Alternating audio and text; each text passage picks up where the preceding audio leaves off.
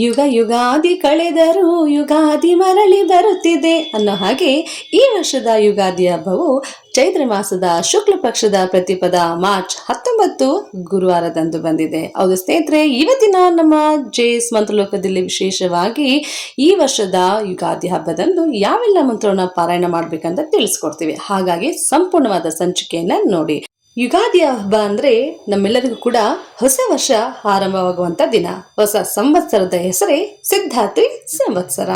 ಈ ಒಂದು ವಿಶೇಷವಾದ ದಿನದಂದು ನಾವು ಬೆಳಗ್ಗೆನೆ ಎದ್ದು ಅಭ್ಯಂಜನ ಸ್ನಾನ ಮಾಡ್ಕೊಳ್ತೀವಿ. ಅಂದ್ರೆ ಎಣ್ಣೆಯನ್ನ ಮೈ ತುಂಬಾ ಹಚ್ಕೊಂಡು ದೊಡ್ಡವರ ಹತ್ರ ನಮ್ಮ ಕೈ ಕಾಲುಗಳನ್ನ ಒತ್ತಿಸ್ಕೊಂಡು ಬಿಸಿಬಿಸಿಯಾದಂಥ ನೀರಿನೊಂದಿಗೆ ಸ್ನಾನವನ್ನ ಮಾಡಿಕೊಂಡು ಮನೆಯ ಬಾಗಿಲಿಗೆ ನಾವು ತಳಿರು ತೋರಣಗಳನ್ನ ಕಟ್ಟಿ ಮನೆಯನ್ನ ಅಲಂಕಾರವನ್ನ ಮಾಡಿ ನಮ್ಮ ಮನೆಯಲ್ಲಿರುವಂತಹ ದೇವರ ಗುಡಿಯನ್ನ ಸ್ವಚ್ಛವಾಗಿಟ್ಕೊಂಡು ಪೂಜೆ ಪುನಸ್ಕಾರಗಳನ್ನ ಮಾಡ್ತೀವಿ. ಹಾಗೇನೆ ಜೀವನದ ಸುಖ ದುಃಖಗಳನ್ನ ಸಮಾನವಾಗಿ ಸ್ವೀಕರಿಸಬೇಕಂತ ಒಂದು ಸಂದೇಶದೊಂದಿಗೆ ಬೇವು ಬೆಲ್ಲವನ್ನ ನಾವು ಹಂಚ್ಕೊಂಡು ಹಾಗೆ ಇನ್ನೊಬ್ಬರು ಕೂಡ ನಾವು ಆ ಒಂದು ಬೇವು ಬೆಲ್ಲದ ಒಂದು ಜೀವನ ಸುಖಮವಾಗಿ ಇರಲಿ ಅಂತ ಹೇಳಿ ಬೇವು ಬೆಲ್ಲವನ್ನ ಕೂಡ ನಾವು ಕೊಡ್ತೀವಿ.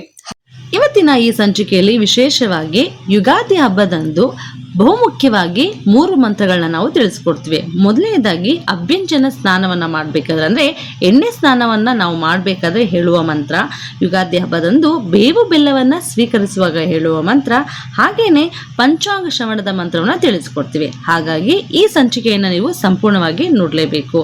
ಈಗ ಮೊದಲೇ ಮಂತ್ರನ ತಿಳಿಸ್ಕೊಡ್ತೀವಿ. ಯುಗಾದಿ ಹಬ್ಬದಂದು ಅಭ್ಯಂಜನ ಸ್ನಾನ ಮಾಡಬೇಕಾದ್ರೆ ತಲೆಗೆ ಮತ್ತು ಮೈಗೆ ಎಣ್ಣೆ ಹಚ್ಕೊಳ್ಬೇಕಾದ್ರೆ ಈ ಶ್ಲೋಕವನ್ನ ಹೇಳಬೇಕು. ಇದು ಹೇಳೋದ್ರಿಂದ ಆಯುರಾರೋಗ್ಯ ವೃದ್ಧಿ ಆಗೋದು ಖಂಡಿತ. ಮಂತ್ರ ಹೀಗಿದೆ: ಅಶ್ವತ್ಥಾಮ ಬಲಿರ್ವ್ಯಾಸ ಹನುಮಾಂಶ್ಚ ವಿಭೀಷಣಃ ಕೃಪಃ ಪರಶುರಾಮಶ್ಚ ಸಪ್ತೈತೆ ಚಿರಂಜೀವಿನಃ ಅಂತ ಹೇಳಿದ್ರೆ ಚಿರಂಜೀವಿಗಳಾದಂಥ ಅಶ್ವತ್ಥಾಮ, ಬಲಿಚಕ್ರವರ್ತಿ, ವೇದವ್ಯಾಸ, ಹನುಮಂತ, ವಿಭೀಷಣ, ಕೃಪಾಚಾರ್ಯ ಮತ್ತು ಪರಶುರಾಮರ ಈ ಎಲ್ಲ 7 ಚಿರಂಜೀವಿಗಳನ್ನ ಸ್ಮರಿಸಿಕೊಂಡು ಉತ್ತಮ ಆರೋಗ್ಯ ಹಾಗೆಯೇ ದೀರ್ಘಾಯುಷು ದೊರೆಯಲಿ ಅಂತ ನಾವು ಭಗವಂತನಲ್ಲಿ ಪ್ರಾರ್ಥನೆ ಮಾಡ್ಕೊಳ್ಳೋದು. ಈಗ ಮೈ ಕೈಗೆ ತಲೆಗೆ ಎಣ್ಣೆ ಎಲ್ಲ ಹಚ್ಕೊಂಡಾದ್ಮೇಲೆ ನಾವೀಗ ಸ್ನಾನ ಮಾಡಬೇಕಾದ್ರೆ ಅಂದರೆ ಪವಿತ್ರ ನದಿಗಳನ್ನ ನಾವು ಸ್ಮರಿಸಿಕೊಂಡು ಗಂಗೆ ಚ ಯಮುನೆ ಚೈವ ಗೋದಾವರಿ ಸರಸ್ವತಿ ನರ್ಮದೆ ಸಿಂಧು ಕಾವೇರಿ ಜಲೇಸ್ಮಿನ್ ಸನ್ನಿಧಿಂ ಕುರು ಅಂತಂದರೆ ಗಂಗೆ, ಯಮುನೆ,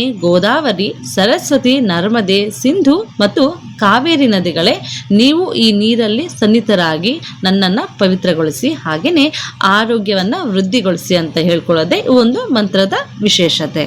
ಯುಗಾದಿ ಹಬ್ಬದಂದು ಬೇವು ಬೆಲ್ಲವನ್ನು ತಿನ್ನಬೇಕಾದ್ರೆ ಈ ಮಂತ್ರವನ್ನು ಹೇಳಬೇಕು.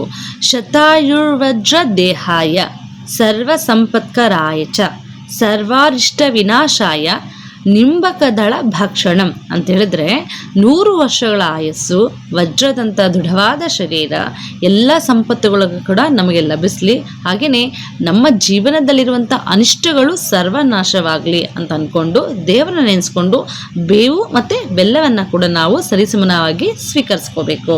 ಹಾಗೆಯೇ ದೇವರಲ್ಲಿ ನಮಗೆ ಕೊಡಬೇಕಾದಂಥ ಶಕ್ತಿ, ಹಾಗೆಯೇ ನಮಗೆ ಬೇಕಾದಂಥ ಯುಕ್ತಿ, ಹಾಗೆ ನಾವು ಮಾಡಬೇಕಾದಂಥ ಕೆಲಸ ಕಾರ್ಯಗಳಲ್ಲಿ ಶ್ರದ್ಧೆಯನ್ನು ಕೂಡ ದಯವಿಟ್ಟು ನಮಗೆ ಕರುಣಿಸ್ಕೊಡಪ್ಪ ಅಂತ ಹೇಳಿಕೊಂಡು ಈ ಮಂತ್ರವನ್ನು ನಾವು ಪಠಿಸಬೇಕು. ಇನ್ನು ಯುಗಾದಿ ಹಬ್ಬದಂದು ನಾವೆಲ್ಲರೂ ಕೂಡ ಪಂಚಾಂಗ ಶ್ರವಣ ಮಾಡ್ಕೋಬೇಕು. ಅಂದರೆ ಯಾರಿಗಾದ್ರೂ ಪಂಚಾಂಗ ಓದಕ್ಕೆ ಬರೋದಾದರೆ ಅವರು ಕೂಡ ಖಂಡಿತವಾಗಿಯೂ ಮನೆ ಮಂದಿಯೆಲ್ಲ ಕೂತ್ಕೊಂಡು ಪಂಚಾಂಗವನ್ನು ಓದಬೇಕು, ಹಾಗೆಯೇ ಕೇಳಿಸ್ಕೋಬೇಕು. ಇದು ಕೂಡ ನಮ್ಮ ಹಿಂದೂ ಧಾರ್ಮಿಕ ಸಂಪ್ರದಾಯದಿಂದ ನಾವು ನಡೆಸ್ಕೊಂಡು ಬಂದಿರುವಂಥ ಪದ್ಧತಿ.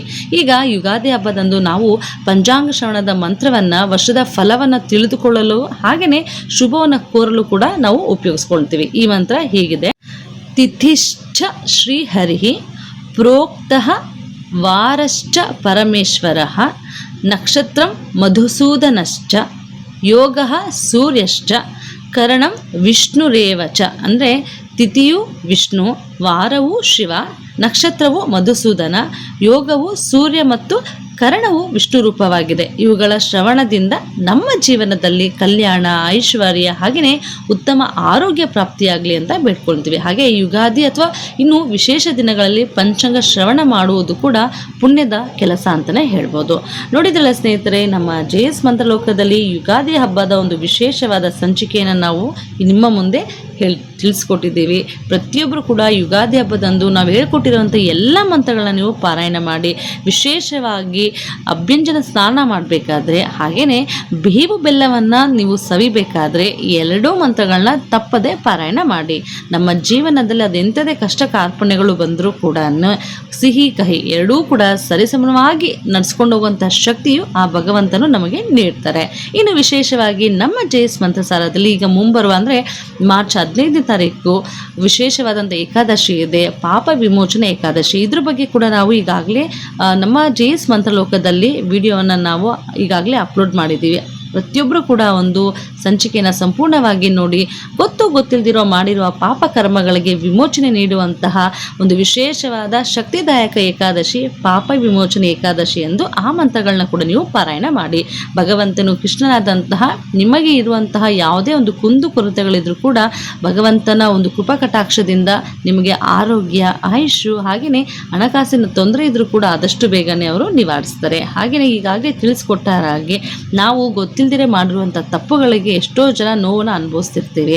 ಅಂಥವರು ಕೂಡ ಒಂದು ಏಕಾದಶಿ ದಿನ ಆ ಉಪವಾಸದಿಂದ ಅಲ್ಲಿ ಹೇಳ್ಕೊಟ್ಟಿರುವಂಥ ಮಂತ್ರವನ್ನು ನೀವು ಪಾರಾಯಣ ಮಾಡಿ.